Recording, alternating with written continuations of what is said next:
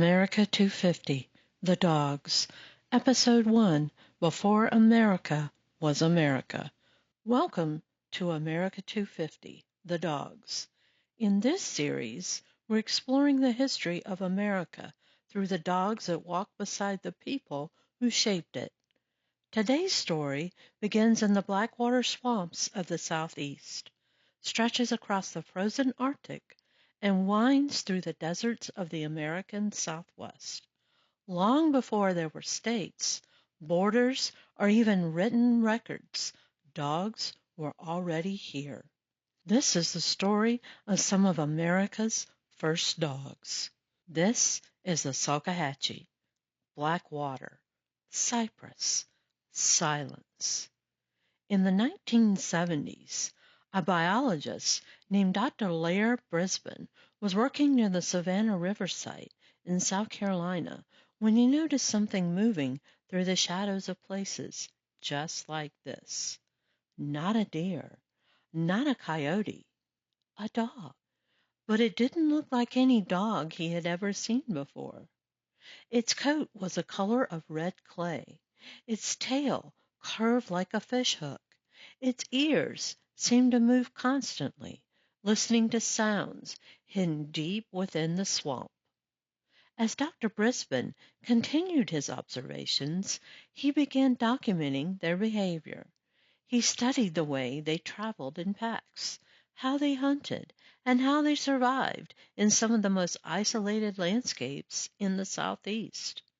The more he watched, the more he became convinced he wasn't looking at abandoned pets or stray hunting dogs. He was looking at something much older, something primitive, something that had survived almost unchanged for thousands of years. But Dr. Brisbane wasn't the first person to know these dogs existed. The indigenous peoples of the Southeast had lived alongside them for generations. Cherokee master artists going back Chiltosky created carvings that many researchers believe closely resemble these ancient dogs. The upright ears, alert posture, and reddish coat are remarkably familiar. They appear less like an artist's imagination and more like a portrait of an animal that had long been part of daily life. For centuries, these dogs remained largely unnoticed by the outside world. Then science finally caught up. Nearly 20 years after Dr. Brisbane began his field observations, researchers analyzed the dog's DNA. The results were surprising. These red swamp dogs did not share the genetic signatures expected of European breeds. Instead, their ancestry pointed across the Pacific and back through time to ancient dogs that had accompanied the first people entering the Americas. The mystery had been solved. These were Carolina dogs, often called the American Dingo. These were not simply survivors. They were living evidence of one of the oldest canine lineages in North America, and they still carried behaviors that puzzled researchers. One of the most unusual is something known as snout hole digging. Unlike most dogs, Carolina dogs often dig narrow, cone-shaped holes using only their noses. They push their snouts directly into soft soil, twisting and drilling into the ground without using their paws. The behavior is especially common in females and tends to peak between September and January. Why do they do it? Scientists aren't completely sure. Some researchers believe they are searching for minerals or nutrients hidden within certain layers of soil. Others think they may be hunting insects, worms, or underground prey that other dogs ignore. A third theory suggests that behavior is connected to ancient reproductive instincts, perhaps tied to nesting or seasonal hormonal cycles. Whatever the explanation, it appears to be an inherited behavior rather than a learned one, a message written into their genes. To understand how a dog like this ended up hidden in the swamps of South Carolina, we need to travel much farther north to a world of ice, a place where the partnership between humans and dogs help make survival possible. If the Carolina dog is a ghost moving through the trees, its northern cousins were the engines of the Arctic. To understand these dogs, we have to look at a map.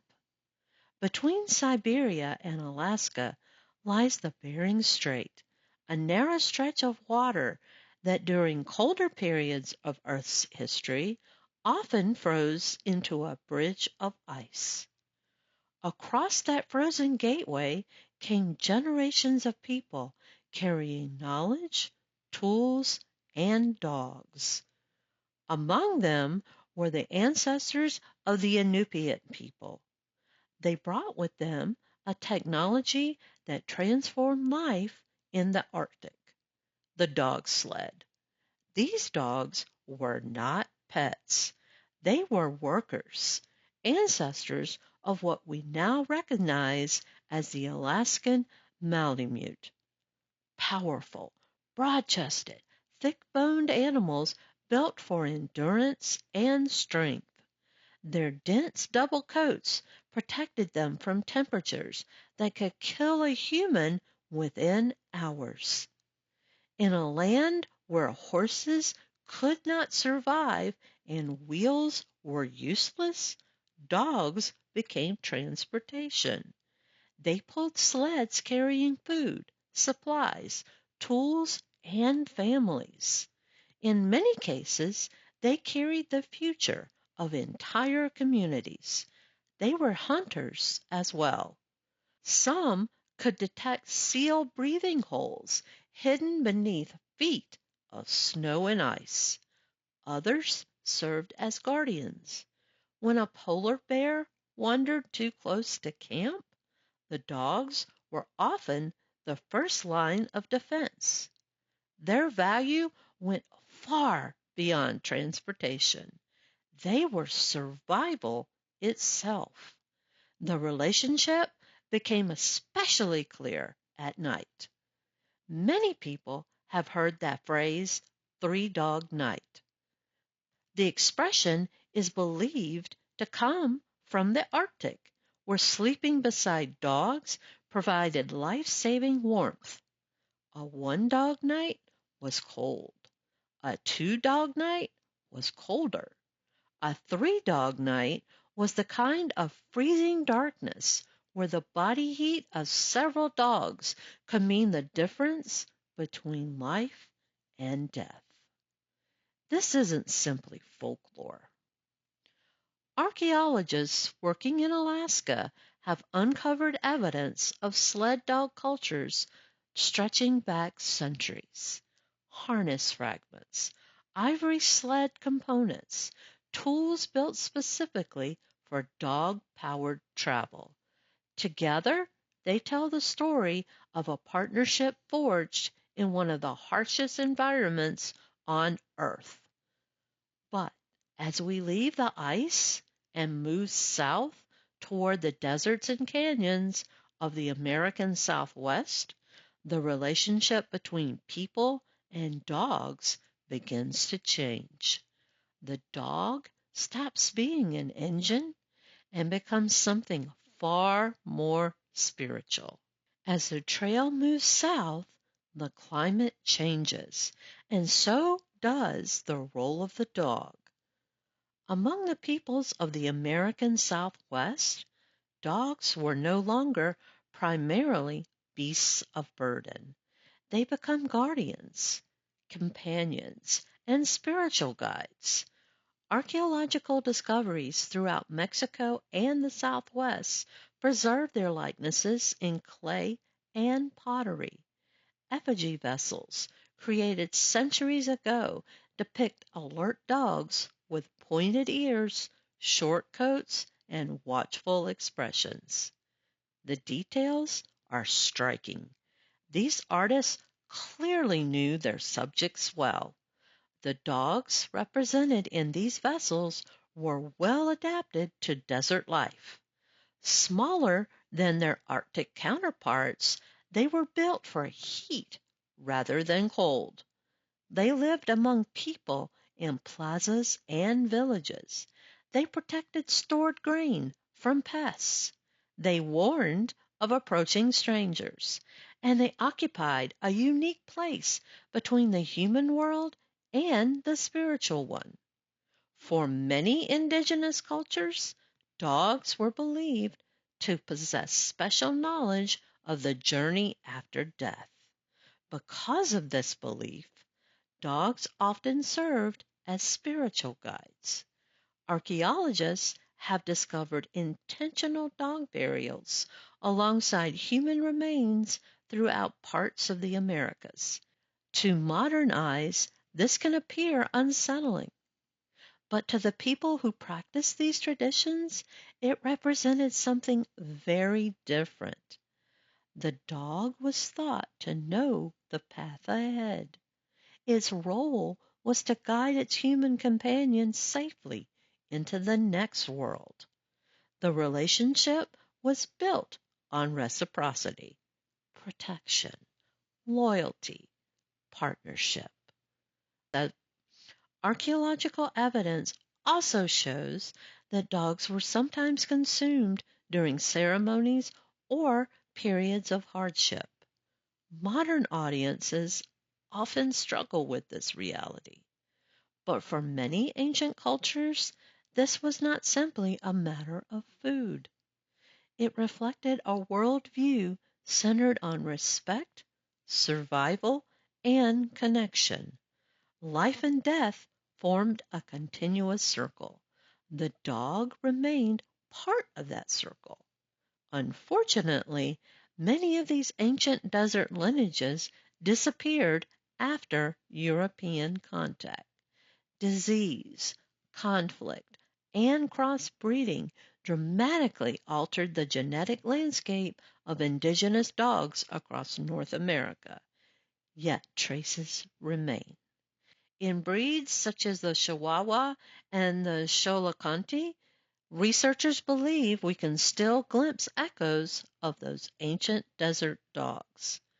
Not exact survivors, but descendants carrying pieces of a tradition thousands of years old.